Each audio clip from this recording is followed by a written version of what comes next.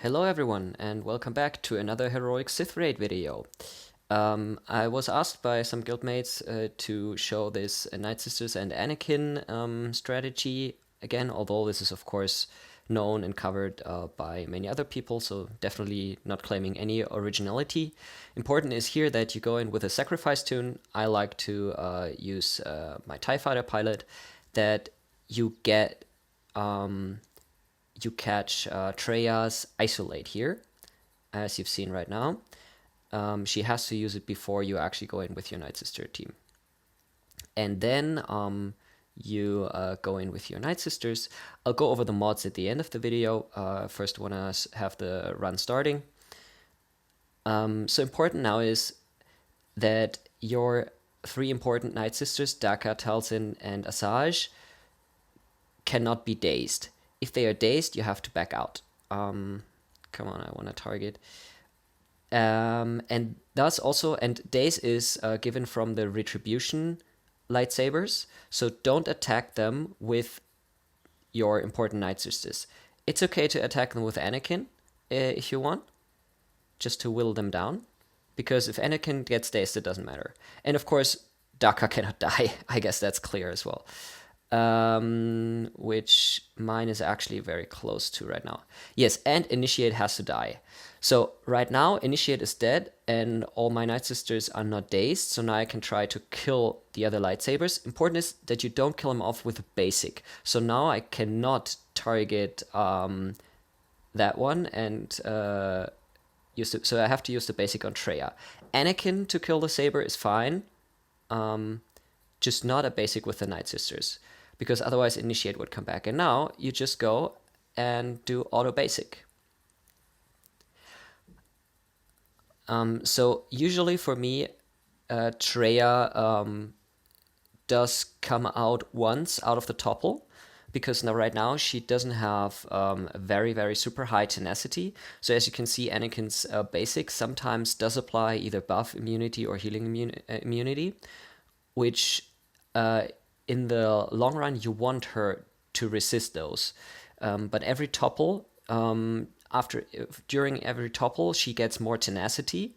That's why in the second topple, she will basically resist all of them. My Night Sister gear, you will see it later. I have Asajj at, I think, Relic 3. My Talzin is at gear 11. My Daka at gear 10. That's why also she was very easy to go down into yellow and red health. This works with low gear Daka, although I think then to have a consistency and not having to back out too much, you need the Zeta on Daka, which I have, which gives you stacking health for every death. And as you can see, then Initiate, that's the whole point of this almost loop. Initiate comes back with the basic and then dies again and comes back and dies. So although my Daka is at red health, this red health actually is increasing a lot. So I don't think she will die during the next attack. Like once Treya gets up and the sabers attack, I don't think she is in threat of dying. If she does die, though, of course, you have to try to either you back out and retry the run again, or if you're afraid that your guild has already proceeded with finished P3 or something like that, you can try to bring her back with an attack on basic, although this is way more RNG and risky because, of course, Initiate might come back instead of Daka, which you don't want. So yeah. So now it's just basically waiting until Treya comes back up. And of course, the others, the two Zetas that are definitely needed for this run to actually solo the entire P3 is Talzin's Leader Zeta, which actually enables Initiate to be brought back from basic attacks, and Asajj's Unique, because otherwise you will not have the ramping damage, and then you won't be able to solo the entire phase.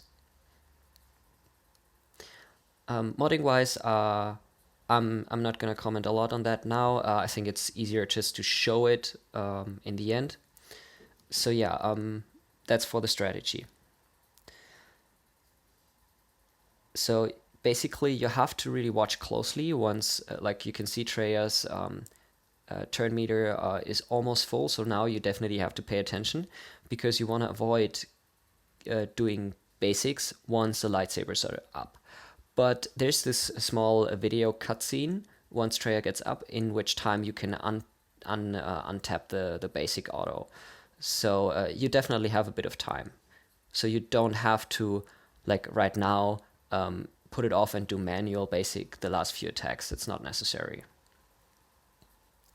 So right now, during these attacks, that was fine. So right now, as you can see, they are hitting Daka. Oh, oof, that was close. They hit Daka a lot, but she still survived by a sliver. Now, what you want to do is kill off the sabers as quickly as possible. So I'm gonna do Asar's AOE. Unfortunately, two of them have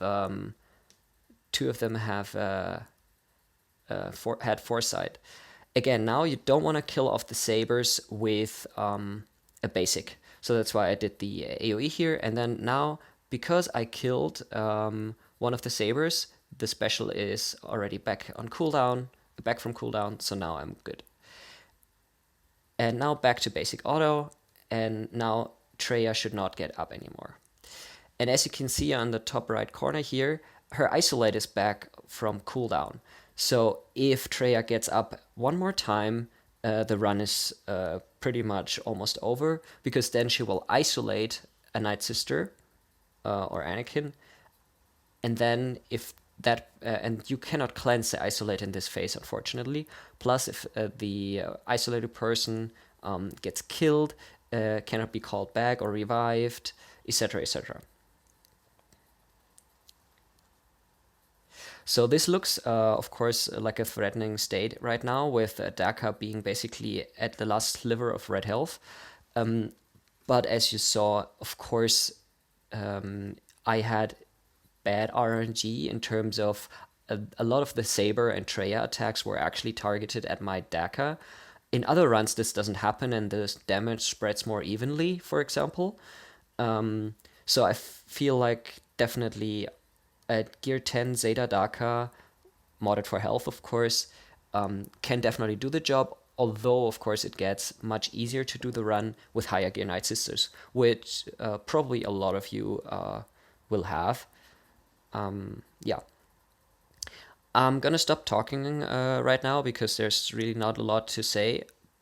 So you can also like fast forward the video a bit if you want, because yeah, like I said, as you can see, there's nothing really spectacularly happening. Asajj's damage is ramping up, and eventually I will clear out the entire phase, I hope.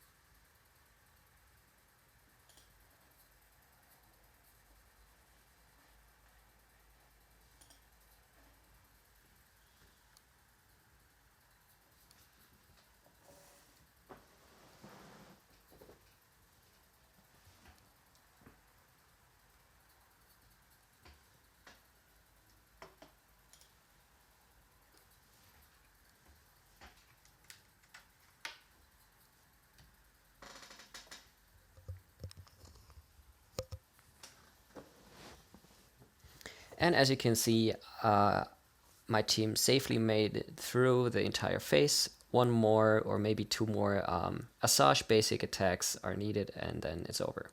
Yeah. Yeah, the first time this happened to me, I freaked out, but I don't know, it's my phone or something. I always get stuck here after the last basic for a few seconds, but then it recovers to the cutscene, as you can see right now.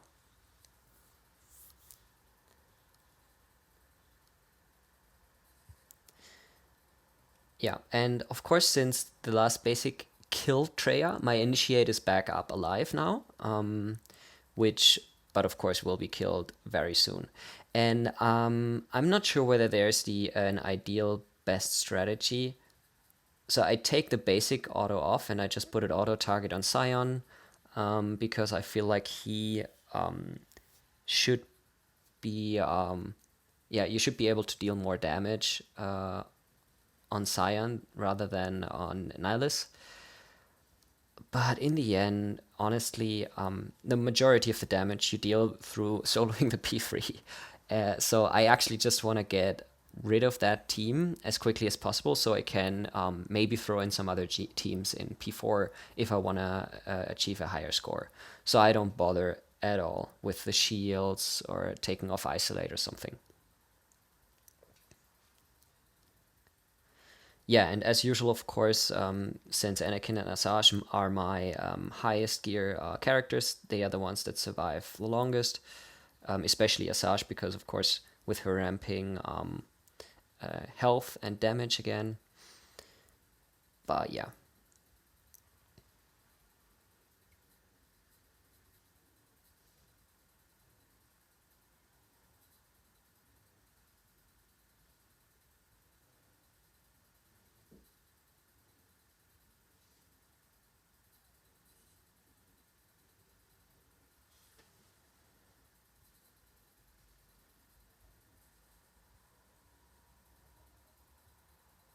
Yeah, and as you saw down below, of course, in the chat here, the phase 3 had already been finished, I think, when I was still at 50% or something of the of my phase 3. That, of course, depends on individual guilds, how fast they usually clear out the phase 3, and how much time you actually have restarting your attempt if your initial setup doesn't work. All right, yeah, there you go. See, phase 4 is almost over.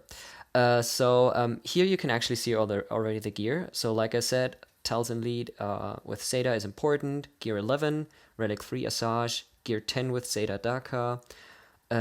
Green gear, I don't know, is that what? Gear 2, 3, 4? I don't know. Initiate and Relic Anakin. Relic is definitely not necessary on Anakin. I feel like Gear 12 should be more than fine. But nowadays, I guess a lot of people relic him up anyways. So now let's just go through the mods at the end now. Once the game decides to load. $1 billion game. All right. Yep. Let's wait. Where was my? Here, there we go. So this is basically what I used. I've already shown a video about this team in phase 1. You can almost, or sometimes with good RNG and strategy, you can solo P1 with that. Today I actually managed 90% of P1 with the team. Then I had still a bit of time, so I was throwing in my Sith Empire in P2 for a few more million damages. Then again, you need to throw in a sacrifice character. For me, TIE Fighter Pilot does the job well, as you saw. I think it's more about how much health and protection you have. So, I don't know, you can try to play around with it. Mine has a combined 63,000 health and protection. You definitely don't want to be much lower, but also not much higher, because otherwise then they need too many turns. So you definitely need to find a good balance with that. I think someone else once told me that a Gear 11 Mace window is also appropriate. So for memes, you might want to do that. So now let's get into mods of those teams.